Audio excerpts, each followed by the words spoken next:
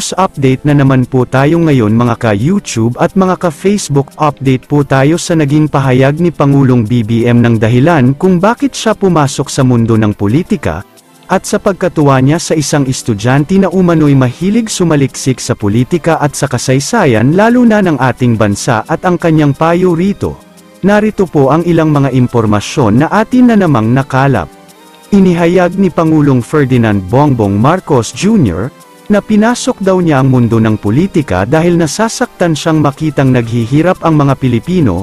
Sa kanyang latest vlog na inilabas nitong Linggo ika-25 ng Pebrero, binasa at sinagot ni Marcos ang mga liham na ipinadala raw sa kanya mula sa Bahay Ugnayan, isa raw sa mga museo sa Malacanang.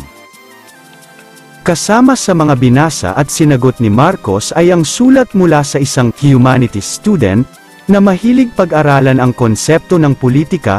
Mensahe ni Marcos sa estudyante, ang politika ay dapat para sa serbisyo sa mga tao, at hindi sa pansariling interes. Politics should be in the service of the people, politics should not be in the service of one party, should not be in the service of one person.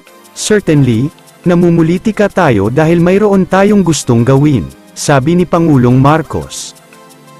Kaugnay nito, sinabi ng Pangulo na tumakbo siya sa posisyon at pumasok sa politika para matulungan ang mga naghihirap. Dapat naman, ang dahilan kung bakit sila tatakbo ay nais nilang tumulong, giit ni Marcos, ako ganyan. Kaya ako tumakbo. Kaya ako pumasok sa politika dahil nalulungkot ako sa mga nakikita kong pangyayari, dahil masakit sa loob ko na makitang naghihirap ang mga Pilipino, at naisip ko, siguro naman may kaya akong gawin para makatulong.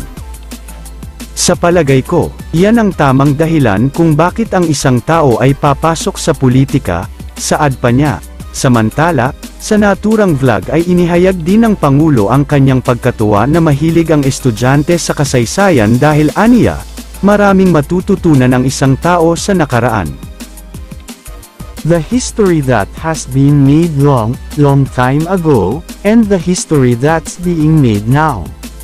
All of this is important, dagdag pa niya.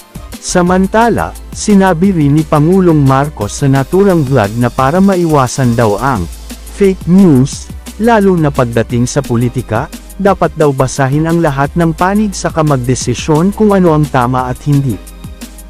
Magbasa ka ng kahit na ano, at ikaw na ang bahala na mangilates kung ano ang maganda at kung ano ang hindi tama. That's what you have to do, and that's what history can give us with. Because we have experienced this before, ani Marcos. Politics is essentially about the human condition. It is about an ideology that you hold dear, a principle that you will not compromise so that you can help the people, so you can be of service of the people, not to yourself, not to your party, not to your family, but for the people, saad pa niya. Ang naturang vlog ng Pangulo ay inilabas nitong Linggo, kasabay ng paggunita sa ika-38 anibersaryo ng EDSA One People Power Revolution na nangyari noong February 25, 1986. Pakinggan po natin ngayon ang mismong tinig ng ating Pangulong Bongbong Marcos. Narito po. Kumusta po kayo? At sana ay nasa mabuti kayong kalagayan. Ngayong araw ay babasahin natin ang ilan sa mga liham na natanggap natin sa Bahay Ugnayan.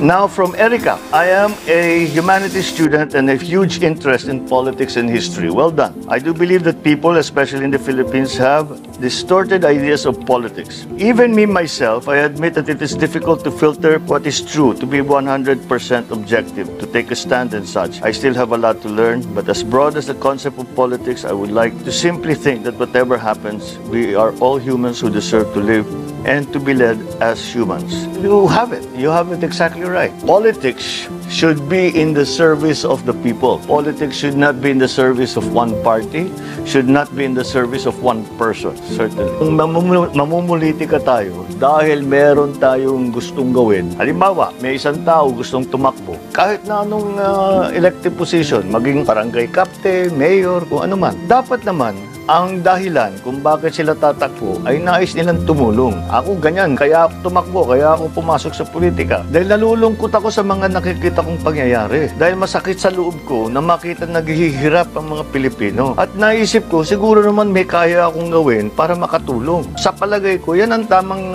dahilan kung bakit isang tao ay papasok sa politika. And your interest in history is very, very, very important. Because we have much to learn from history. And the history that has been made a long, long time ago, and the history that's being made now. All of this is important. We just have to realize that politics actually is a constant. Problem is, now with the technology that we have, mahirap talagang makatingin kung ano yung fake news, ano yung totoo. It's really up to you. Huwag kayong magbabasa yung isa lang bagay. Basahin nyo lahat. Ang turo sa akin ng lola ko, sabi niya, magbasa ka ng kahit na ano. At ikaw nang bahala na mangilatis kung ano yung maganda at hindi, ano yung hindi tama. And that's what you have to do. That's what history can guide us with. Because we have experienced this before. Politics is essentially about the human condition. It is about an ideology that you hold dear, a principle that you will not compromise, so that you can help the people, so you can be of service to the people. Not to yourself, not to your party, not to your family, but for the people. Ano po ang inyong masasabi sa pahayag na ito ng ating Pangulong BBM, mga ka-YouTube at mga ka-Facebook? Comment nyo po ang inyong saloobin. Kung nagustuhan nyo po ang videong ito, paki-like and share na lang po. At kung hindi pa po kayo nakasubscribe sa aming channel at naka-follow sa aming page, pa-subscribe at follow na lang din po. At paki-click na rin ang notification bell para updated po kayo sa susunod nating mga balita. Maraming salamat po sa panunood at suporta. All the glory belongs to our Lord Jesus Christ. God bless us all.